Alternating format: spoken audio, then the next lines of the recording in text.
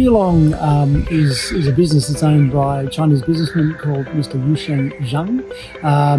He grew up in mainland China. His interest or business was essentially coal, but always had a passion for stock and horses and things, and gradually came through the thoroughbred world.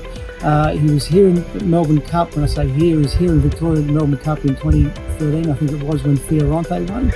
Saw Fioronte winning at Flemington and fell in love with the game, fell in love with the business, particularly here in Australia. And fortunately for Victorians, the base was set up here. And since then, it's turned into a 4,000 or a bit over 4,000 acre property. We have 8 stallions on roster. We have something like 600 mares here on farm, and we produce around 350 to 400 foals a year.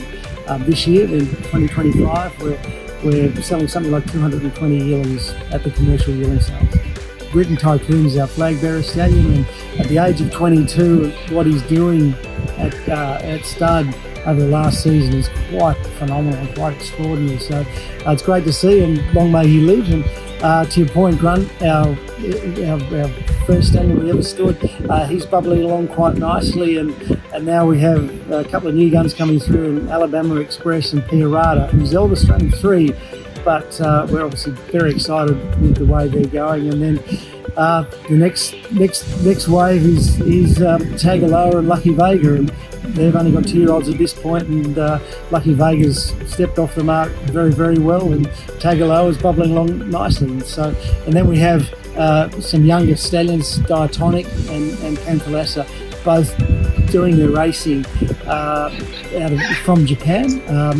Diatonic was a very good performer in Japan, up to a mile, and Panthalassa raced very well in Japan, but he's better known for being an international performer at 1.25 miles and the highest earner, prize money earner ever to be imported into Australia. So exciting roster, wide and varied and very diverse. Britain Tycoon, he does, when he gets that really good sort, they are particularly attractive and very much sought after by the market.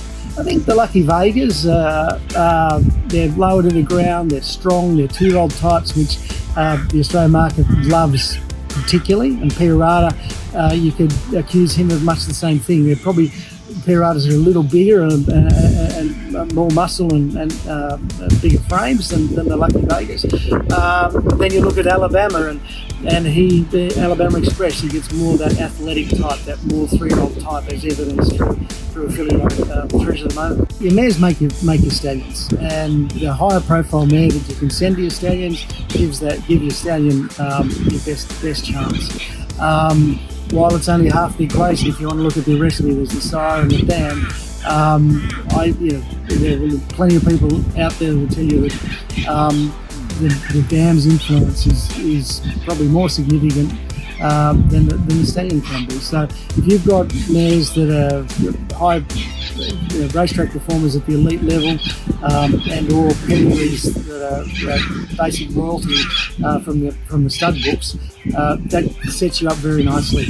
Our business model is to try and get our stallion roster flying, so we want to support our own stallions with the best quality mares we possibly can. But we've also got to keep in mind that we have a commercial aspect to our business in terms of selling yearlings, so we need to have that little bit of cross section of